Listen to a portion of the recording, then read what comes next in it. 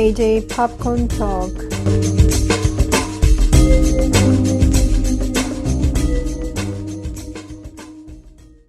안녕하세요. JJ 팝콘 토크의 제이미입니다. 오늘은 지난 2월 25일에 미국에서 개봉을 한 코미디 호러 영화라고 그래야 되겠죠. 스튜디오 666에 대해서 이야기를 해보도록 하겠습니다. 이 영화는 락 그룹 Foo Fighters가 출연을 하는 영화인데 Foo Fighters의 리더인 데이빗 그롤이 컨셉 아이디어를 내서 제작이 된 작품이라고 보면 되겠죠. 간단하게 줄거리를 얘기를 해보자면 이거는 데이빗 그롤이 얘기를 한 컨셉 아이디어에 대해서 말씀을 드립니다. 무슨 내용이냐 하면은 스튜디오 666는 새로 앨범을 내야지 되는 거예요. Foo Fighters가. 근데 10번째 앨범이 되겠죠. 그런데 영감을 받아야지 되겠다는 생각이 들어서 일반 스튜디오에서 녹음하지 않고 조금 색다른 장소를 찾았어요. 그게 LA 쪽에 있는 한 저택인데 겉으로 보기엔 좀 으시시하게 보이는 오래된 저택인데 어쿠스틱이 좋은 거예요. 그래서 여기에서 이 앨범을 녹음하기로 결정을 하죠. 근데 알고 봤더니 이 집에 귀신이 나오는 거지. 그래서 귀신 들린 집이야. 그러니까 앨범을 준비하는 도중에 데이빗 그롤이 귀신에 씌이게 되고 그리고 결국은 멤버들을 다 죽인 다음에 나중에 솔로로 데뷔한다. 뭐 이런 컨셉 아이디어를 가지고 출발한 영화거든요. 그래서 영화도 이렇게 설명을 하면 딱 맞아요. 그래가지고 중간중간에 뭐 덤으로 등장을 하는 사이드 캐릭터들이 있고 그리고 이제 멤버들이 죽어나가고 뭐 다른 사이드 캐릭터들이 죽을 때마다 잔인한 장면들이 추가되는 그런 방식으로 했는데 말하자면은 진짜 단순한 슬래셔 영화라고 보면 되겠죠. 그래서 Foo Fighters가 갑자기 왜 이런 영화를 이런 생각이 들기도 했었는데 본인들도 영화를 만들겠다 뭐 이런 생각은 전혀 한 적이 없었는데 이번 이 스튜디오 666를 감독한 사람이 BJ 맥도날이라는 뮤직비디오 감독 출신이거든요. 그래서 공포 영화 중에서 해체 시리즈가 있는데 해체 3편을 감독을 했었어요. 이 해체 시리즈도 굉장히 내용은 별 볼 일 없지만 등장 인물들이 살해되는 장면들이 상당히 이제 프랙티컬하게 분장을 통해서 많이 보여주는 그런 영화들이기 때문에 그런 대로 괜찮지 않을까 뭐 이런 생각을 했었거든요. 그리고 워낙 제가 또 Foo Fighters를 굉장히 좋아하기 때문에 영화에서 좀 연주하는 장면도 나오고 뭐 새로 음악도 나오고 뭐 이러지 않을까 뭐 이런 생각을 해서 많이 기대는 안 했지만 조금 기대를 하고 가서 봤어요.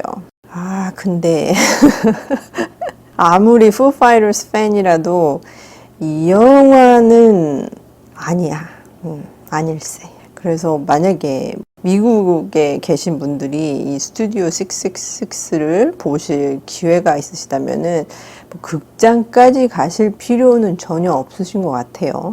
그리고 나중에라도 한국에 들어가게 된다면 극장 가시지 마시고 뭐 이 영화는 내용을 알고 보시나 뭐 모르고 보시나 별 다른 의미가 전혀 없기 때문에 뭐 스포일러를 원하지 않으시는 분은 여기까지만 들으셔도 돼요. 제가 팝콘 지수를 먼저 드리면은 4점 만점에서 1.5 되겠습니다.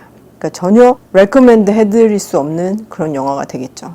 근데 본인이 Foo Fighters의 진정한 팬이다. 그러면은 뭐 보실 수도 있을 텐데 그렇다 해서 그렇게 음악 연주에 치중을 하고 막 이러는 장면이 많지도 않거든요. 그냥 같은 곡을 주구장창 연주를 하는 그런 장면들이 많기 때문에 그런 면도 좀 감안을 하셔야지 될 것 같고 그리고 출연하는 Foo Fighters 밴드 멤버들이 배우들이 아니잖아요. 그렇기 때문에 어떤 평론가가 그러던데 연기자로서 이 Foo Fighters 멤버들은 좋은 뮤지션이다. 뭐 이렇게 얘기를 할 수 있겠습니다. 그 말에 전적으로 동의를 하는데 연기라고 할 것까지는 없는 것 같아요. 예. 그리고 여기서 보면은 그 Foo Fighters의 드러머 있죠. 테일러 허킨스가 있는데 이 친구는 대본을 못 외우겠다고 그렇게 얘기를 했대요. 워낙 공부하는 것도 싫고 대사가 생각 외로 굉장히 페이지 수가 많아가지고 자기는 그러고 싶지 않다. 그래서 거의 즉흥적으로 연기를 했다고 그러는데 보여요, 그런 게. 그리고 보다 보면은 이 멤버들이 와, 우리 진짜 영화 찍는 거야? 이렇게 해도 되는 거야? 막 이러면서 연기를 하는 모습들이 보이거든요. 그래서 참 이렇게 단순한 컨셉 가지고 호러 영화를 만들 때 진짜 뮤지션이 나온다면은 조금만 더 신경 썼으면은 괜찮은 영화가 나올 수도 있거든요. 이게 단순한 호러 영화가 굉장히 좋은 호러 영화이기 때문에 그런 점에서 약간만 신경을 더 썼으면 감독이나 작가들이 조금만 더 에너지를 쏟았다면 이거보다는 괜찮은 영화가 나오지 않았을까, 뭐 이런 아쉬움이 있습니다. 일단 IMDb에서 계속 변동이 있겠지만 보는 사람들이 늘어날수록 현재로서는 뭐 10점 만점에서 6.2 되겠고요. 자, 그러면은 이제 평론가들이 어떻게 줬는지 말씀을 드리겠습니다. 메타스코어에서는 100점 만점에서 49점이고요. 그리고 라튼 토마토에서는 100% 중에서 이제 56%입니다. 그래서 라튼 토마토가 되겠죠. 신선도가 없는 썩은 토마토가 되겠습니다. 그래서 데이빗 그롤이 이 작품을 어떻게 만들게 됐는지 자초지종을 얘기를 하는 인터뷰를 몇 개 들었었는데, 얘기를 들어보니까 영화를 만들 생각이 전혀 없었는데 매니지먼트 관계자한테 제의가 들어왔었대요. 푸파이터스가 공포 영화에 출연을 하는 게 어떻겠냐. 그래서 처음에는 그냥 웃고 지나쳤는데 우연하게 10년 전쯤에 집 수리를 하는 바람에 한 달 동안 렌트를 해서 살았던 집이 있었대요. 근데 그 집주인이 이 집을 팔려고 그러는데 혹시 구매할 생각이 없느냐 이렇게 연락이 왔다는 거예요. 근데 구매할 생각은 없었지만 그 당시에 진짜 10번째 앨범을 준비를 하고 있었기 때문에 혹시 다시 렌트를 해서 거기서 레코딩 작업을 할 수 있겠냐 이렇게 양해를 구했다는 거예요.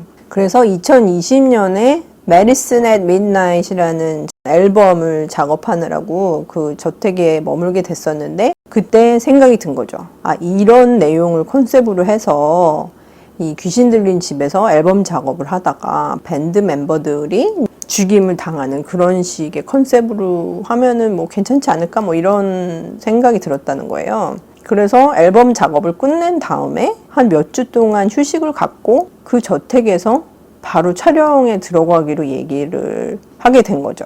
근데 촬영을 하다 보니까 장편 공포 영화가 된 거죠. 그래서 이 스튜디오 666는 상영 시간이 1시간 46분에 달하는 장편 영화가 됐습니다. 그래서 공포 영화를 좋아하시는 분들이 계시면은 캐릭터들이 죽는 장면들을 컴퓨터 그래픽으로 처리하지 않고 이렇게 프랙티컬한 소품을 가지고 고전 방식이죠. 호러 영화에서 그런 방식을 썼기 때문에 상당히 효과적으로 그리고 공포 영화 팬들이 좋아할 만한 장면들이 연출된 게 사실이에요. 그래서 특히 기억에 남는 장면이 체인서 있잖아요. 전기톱. 그걸로 살해를 하는 장면이 있는데 그 장면은 저도 공포 영화를 많이 봤지만 참 잘했더라고요. 그 장면은. 그래서 그 장면이 기억이 제일 많이 나고요. 그 외에도 이 영화를 혹시 보게 되신다면은 재미있게 보실 만한 관전 포인트를 몇 개 집어드릴게요.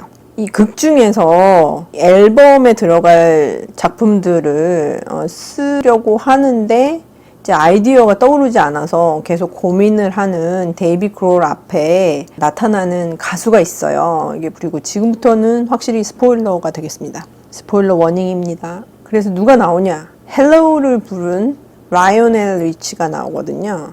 근데 이 가수에 대한 내용을 작가들이 데이빗 그롤하고 상의를 하지 않고 그렇게 넣은 거였어요.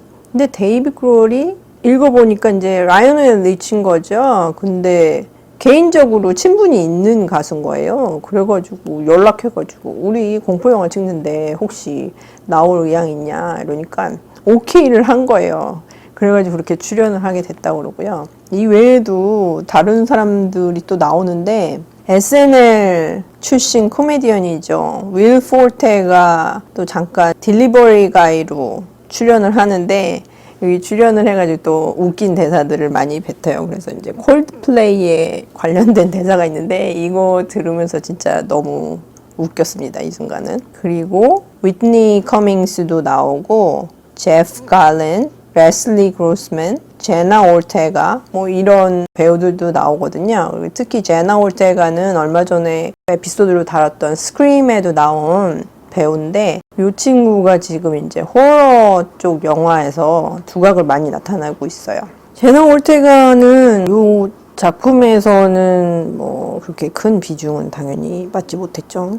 푸 파이터스가 주인공이니까 이렇게 잠깐 등장만 하는데 그래도 뭐 얼굴을 보니까 반갑긴 하더라고요.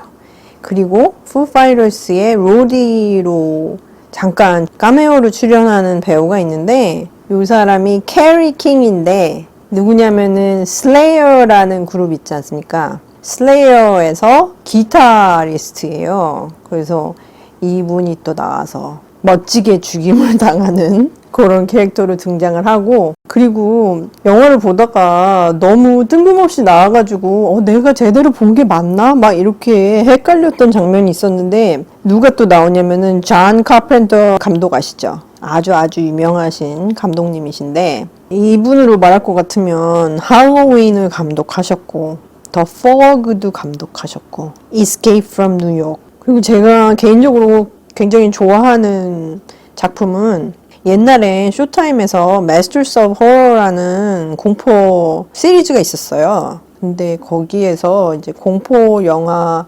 감독들이 에피소드식으로 본인들이 담당을 해서 짧은 시간에 그러니까 1시간 정도죠. 그 시간에 영화를 만들어서 소개하는 그런 시리즈였었는데 존 카펜터 감독이 시그렛 버न्스라는 에피소드를 감독을 했었거든요. 요 에피소드가 진짜 저는 최애입니다. 하여간 그래서 공포영화를 찍을 때 존 카펜터 감독이 카메오로 나오면 얼마나 좋을까 막 이런 아이디어가 나왔었나 봐요.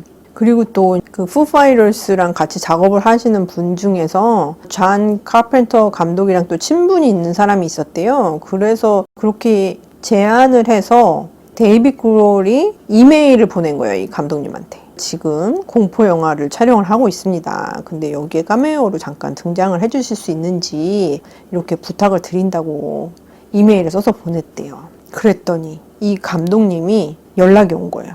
뭐라 연락이 왔냐면은 십몇 년 전에 자기 아들이 밴드를 하고 있었는데 그 밴드랑 같이 푸파이터가 콘서트 투어를 했다는 거예요. 근데 그동안에 아들은 물론 이제 밴드 멤버들한테 너무 잘해줬었대요. 푸파이터스가. 그래서 그것 때문에 고맙기도 하기 때문에 카메오로 출연하는 거는 물론이고 이 스튜디오 666의 테마 뮤직이죠. 테마 음악을 자기가 작곡을 해주겠다고 그렇게 제안을 하셨대요. 이게 웬 떡이야. 그러니까 데이빗 그롤이 하는 얘기가 자기네들이 지금 26년째 푸파이터스로 활동을 하고 있는데 진짜 운 좋게도 이런 식으로 연결이 돼서 좋은 일들이 상당히 많았었다는 거예요. 그래서 이 경우도 그런 거 중에 하나라고 너무너무 고맙고 신기했었다고 그렇게 얘기를 하더라고요. 존 카펜터 감독은 본인이 감독한 영화의 테마 음악도 작곡을 하는 걸로 유명하시거든요. 그래서 진짜 영광이지. 이런 유명하신 공포영화 감독이 도움을 주시겠다는데 물론 완성물이 그렇게 좋지는 않지만 하여간 훈훈한 분위기 가운데 촬영이 됐다는 그런 얘기를 전해드립니다. 그래서 제가 푸파이터스의 팬이라고 그랬는데 사실은 데이빗 그롤이 널바나에서 드러머 출신이잖아요. 그래서 널바나를 제가 무지 좋아했었어요. 그래서 94년에 컬트 코베인 리더죠. 널바나의 컬트 코베인이 사망을 했을 때 상당히 큰 충격을 받았던 게 아직도 기억이 나거든요. 그래서 그 후에 이 사람들의 음악을 다시 못 듣게 돼서 너무 슬펐었는데 드러머를 했던 데이빗 크롤이 리드싱어로 그룹을 새로 만들었다는 거예요. 그것도 이름이 Foo Fighters라는 거지. 장난도 아니고 이름이 왜 이렇지? 막 이렇긴 했지만 상당히 반가웠거든요. 근데 드러머가 리드싱어를 한다고? 그리고 드럼도 연주 안 하고 기타를 연주한다고 막 이렇게 놀라가지고 봤던 생각이 나는데 26년이 될 때까지 계속 지속해서 오랫동안 활동하는 장수 밴드가 될지는 몰랐었죠. 그래서 Foo Fighters 하면은 뭐 음악도 좋아하지만 약간 이제 짠하고 옛날 생각이 나는 뭐 그런 밴드예요. 그래서 좋아했기 때문에 이 영화도 개봉을 한다 그래서 달려가서 봤었는데 참 안타깝죠. 이게 살해하는 부분들이 상당히 효과적으로 묘사가 됐기 때문에 스크립트만 좋았으면은 좀 가능성이 있지 않았을까 뭐 이런 생각이 드네요. 그래서 락그룹이 등장을 하는 실제 락그룹일 수도 있고 뭐 극 중에서만 락그룹일 수도 있고 뭐 이런 컨셉으로 얘기가 진행이 되는 그런 공포 영화들도 꽤 있거든요. 그래서 말씀을 드리면은 2015년에 나왔던 그린룸이라는 영화가 있어요. 이 영화는 진짜 재밌거든요. 스튜디오 666 대신에 한번 보시는 게 어떤지 이런 생각도 들고 이 외에도 락키 호러 픽처 쇼도 뭐 뮤지컬이긴 하지만 대신 보셔도 괜찮을 것 같고 그리고 제니퍼스 바디 이 영화도 본인들이 인기를 얻기 위해서 재물을 바치려는 그런 락그룹을 또 소재로 하기 때문에 그런 쪽으로 들어갈 수 있겠고 American Satan 이라는 영화가 또 있거든요. 그리고 Phantom of Paradise라는 영화도 있고 Deathgasm, Suck, Uncle Peckerhead 뭐 이런 영화들이 있어요. 근데 요 중에서 American Satan하고 Deathgasm 그리고 Uncle Peckerhead는 공짜로 tubi라는 앱에서 보실 수 있습니다. TUBI라는 앱인데요. 이 앱은 한국에서 될지는 잘 모르겠는데 미국에서는 무료로 영화를 보실 수 있는 그런 앱이거든요. 그래서 이 앱에도 괜찮은 영화들이 지난 영화긴 하지만 많이 올라가 있기 때문에 보실만 한 것 같아요. 그래서 이런 영화들을 한번 말씀드렸고 그리고 실제로 뮤지션들이 등장하는 괜찮은 호러 영화들도 있어요. 그런 영화 중에서는 제가 제일 좋아하는 게 데이빗 보위가 출연을 하는 더 헝거라는 영화거든요. 1983년도 작품인데 이 작품에서 이제 뱀파이어로 나오죠. 데이빗 보위가 나오는데 뭐라 그럴까요? 뱀파이어라고 얘기를 해도 그럴 것 같다 뭐 이런 생각이 들고 또 외계인이라고 얘기를 해도 그럴 것 같다 뭐 이런 오묘한 그런 이미지를 가지고 있는 가수이기 때문에 더 헝거에서도 굉장히 미스터리어스한 그런 역할을 아주 잘하죠. 그 외에도 데비 해리가 출연을 하는 비디오드롬이라는 영화가 있고요. 1983년도 작품이죠. 그리고 스팅이 출연을 하는 The Bride라는 영화가 있습니다. 1985년도 작품이고요. 그리고 스눕 더그가 출연을 하는 본즈라는 영화가 있죠. 2001년도 작품이고요. 톰 웨이츠가 조연으로 출연을 하긴 하지만 상당히 임팩트 있는 역할을 했기 때문에 브람 스토커스 드라큘라에서 출연합니다. 1992년도 작품이죠.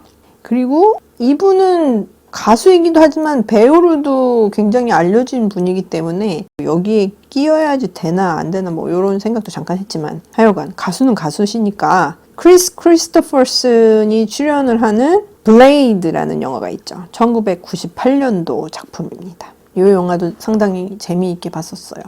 그리고 이 영화는 공포 영화라기보다는 코미디 뮤지컬 쪽에 가깝긴 한데 하여간 한번 말씀을 드릴게요. 2006년도 작품인데 Tenacious D in the Pick of Destiny라는 영화가 있거든요. 이 영화도 상당히 재미있죠. 그래서 사탄하고 싸우는 그런 내용이 좀 포함이 돼 있긴 한데 이것도 상당히 재미있게 봤던 생각이 듭니다. 그래서 이 스튜디오 666라는 영화보다는 위에 말씀드렸던 영화들을 대신 찾아서 보시는 것도 괜찮지 않을까 뭐 이런 생각이 들어요.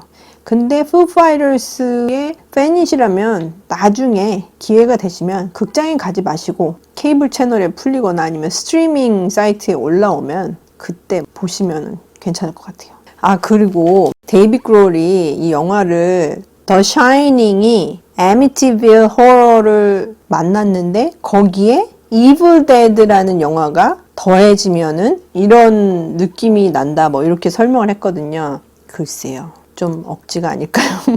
여기저기에서 많이 본 듯한 그런 장면들이 포함되긴 했지만 그런 컨셉이 들어가고 위에 얘기를 한 영화들의 레벨에 미치지는 못하는 그런 영화가 되겠죠. 그리고 중간에 윌 포테가 음식을 딜리버리 할 때 엑소시스트에서 나오는 유명한 장면이 있거든요.